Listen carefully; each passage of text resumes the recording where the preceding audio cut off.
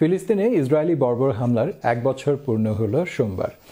এই 1 বছরে প্রাণ গেছে প্রায় 42,000 ফিলিস্তিনির, ধ্বংস হয়েছে অসংখ্য ঘরবাড়ি। এছাড়া লেবাননের বৈরুতেও যুদ্ধ চলমান রেখেছে দখলদার বাহিনী। ইসরায়েলি আগ্রাসনের 1 বছরে বর্বরতার চরম সীমা পার হয়েছে অনেক আগেই।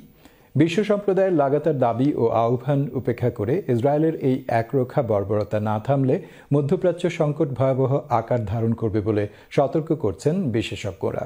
বিস্তারিত ডেস্ক রিপোর্টে।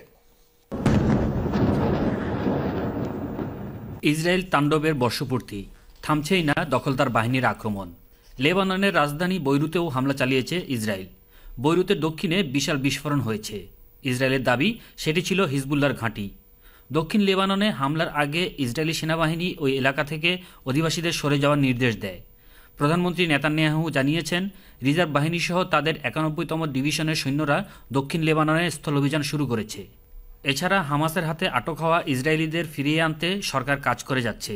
এটিই তাদের এখন মূল এজেন্ডা। কিন্তু ইসরায়েলি জনগণ বিষয়টি নিয়ে চিন্তিত।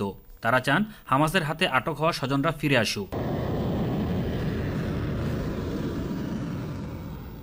ইসরায়েলি বাহিনীর বিয়াস বেলিদা ঘাঁটিকে লক্ষ্য করে রকেট হামলা চালিয়েছে Iran.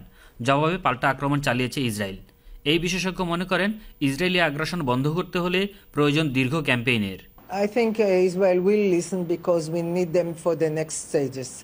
And I think, because I don't think it will be stopped at our response.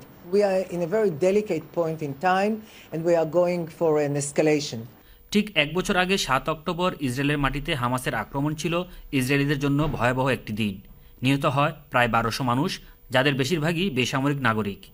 If we finish this round and we're the strong wild boy in the region and the area, it's going to be quiet, everything will be okay. If we're going to show weakness, we're in big trouble, very big trouble. That's what it is. If the Israelis continue to treat this part of the world as the jungle, then definitely the law of the jungle will be strength. If we continue to believe that our muscles are better than our brains, then this is an imminent result. We have to grow up collectively as humans. গাজায় Israeli ভয়াবহ হামলায় এ পর্যন্ত প্রায় 42,000 মানুষ নিহত হয়েছেন। Kamrul Hasan, channel S news desk.